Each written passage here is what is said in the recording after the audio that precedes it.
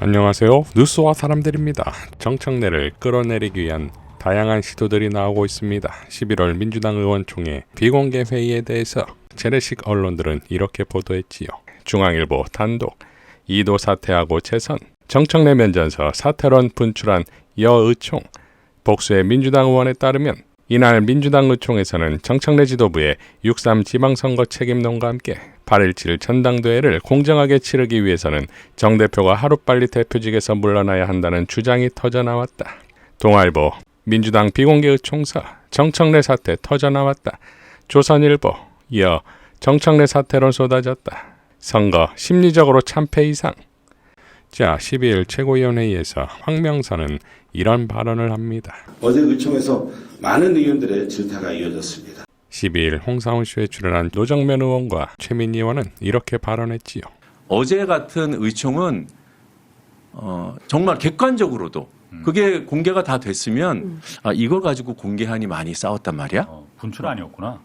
제가 아니라고 이해가 안 돼요. 분출이란 단어 사용은 잘못한 걸로. 아니 그게 잘못했네, 아니고요. 잘못했어. 잘못했네. 두 명이 얘기했는데 알았어. 그러니까 두 명. 그러니까 두 명이 말했다. 두 명도 그러니까 한 명은 그러니까 그런 뉘앙스도 아니었고. 네. 황명선은 선거 이후 앵무새처럼 정청래 사태를 반복 주장하는데 10일 최고위원 회의에서는 지난해 김민석 총리의 빈자리에 보궐로 들어와 짧은 기간 동안 지도부로서 활동한 만큼 연임에 대한 당원들의 권유도 있었으나 압도적으로 이겨야 할 이번 지방선거에서 승리로 이끌지 못하고 실패한 지도부로서 지도부의 한 사람으로서 출마하지 않는 것이 당원에 대한 저희 도리라고 생각합니다. 12일 광주 현장에서 열린 최고위원 회의에서도 시간이 없음에도 꼭 발언하겠다며 한 말씀만 더 드리겠습니다. 저희가 네, 꼭 드릴게요. 저는 지난해 김민석 국무총리 보궐로 최고위원회에서 지도부의 한 사람으로 와 있습니다. 다음 지도부 선거에 또 출마를 많은 의원들과 당원들이 요구하고 있습니다. 그런데 저는 출마하지 않겠습니다. 연임하지 않겠습니다. 그게 당원들에 대한 도리입니다. 이어 강두구도 발언을 하는데 옆에 앉은 문정복 최고의 표정이 모든 걸 말해줍니다. 국민과 당원은 영원하지만 당권은 짧습니다. 우리는 이 사실을 결코 잊어서는 안 됩니다. 신뢰와 책임으로 당원과 국민 앞에 서야 합니다. 이상입니다. 이어 드디어 출격한 문정복 최고가 김민석을 강타하지요. 또한 국정을 책임지는 자리는 더욱 무거워야 합니다. 이재명 대통령께서 국익을 위해 해외 순방을 나선 시간일수록 당과 정부는 더 공고하게 국정을 뒷받침해야 합니다. 총리께서 시간을 쪼개서 당선자들에게 축하하는 것은 고마운 일입니다. 그런데 대통령 순방 중 국가를 대리하는 책임자가 연 이틀이나 당선자 워크숍에서 축사하고 사진 찍는 것이 급박한 업무일 것은 아닙니다. 민주당은 개파의 당이 아닙니다. 민주당은 당원의 당이고 국민의 삶을 책임지는 정당입니다. 젠프의 이 발언을 소환시키기에 딱입니다. 결론은 일할 사람으로, 그냥 일만 할 사람으로. 한성숙 중기부 장관이 적격이라는 판단이 들었어요. 정말 열심히 하시고 잘하세요. 그 공무원들이 좀 괴롭다고 하더라고요. 공무원들이 괴로워한대. 너무 많이 시켜가지고. 그 괴로움을 다른 공무원들도 좀 느끼게 해주고 싶습니다. 최민희 의원은 자신의 SNS에 21대 민주당 180석 하반기 법사위 국힘에 넘겨 개혁 좌초, 22대에서는 법사위를 절대 국힘에 넘기지 않습니다. 라고 밝혔는데 법조신문의 단독 민주당 법사위원장 후보군 줄줄이 고사 후반기 원구성 난항이라는 보도에 따르면 민주당 지도부가 강경파보다는 당내 통합과 여야 협상을 고려한 인물을 물색하고 있는 것으로 알려졌다. 강경파인 김용민 의원은 본인이 의혹이 있어도 안 된다는 것이고 당 내부에서는 강성 이미지의 인사보다는 상대적으로 통합과 조율에 무게를 둔 인물이 민주당 관계자에 따르면 예전처럼 강하게 싸우는 이미지의 인물보다는 당내 여러 의견을 조율할 수 있는 사람이 필요하다는 이야기가 나온다고 보도했습니다. 자, 보도 내용이 사실이라면 민주당의 상황인식 수준이 심각합니다.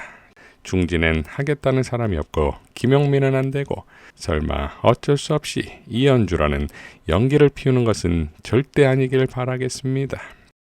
12.3 비상계엄의 명분을 만들기 위해 북한 무인기 투입을 지시한 혐의로 기소된 윤석열, 김용현에게 법원은 각각 징역 30년을 선고했습니다. 윤석열과 김용현, 여인영이 공모의 계엄 상황을 조성하기 위한 목적으로 무인기 작전을 추진했다. 윤석열은 2024년 3월부터 김용현과의 자리에서 비상계엄과 비상조치를 거론했고 김용현은 노상원 등과 계엄 선포 이후 상황을 준비하면서 계엄을 선포할 수 있는 상황을 조성할 필요가 있다고 논의했다.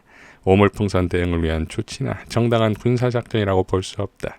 이는 국가안전을 위해 사용되어야 할 통수권과 계엄 선포권의 취지에 정면으로 반한다. 자, 지난 2025년 1월 14일 윤석열 내란 국조특위에 출석한 합참의장은 군은 기본적으로 북풍이라든가 외환 유치라는 얘기를 하는데 그렇게 준비하거나 계획하거나 그런 정황을 가지고 있는 것은 절대 없다고 이 자리에서 말씀드립니다. 제 직을 걸고 말씀드립니다.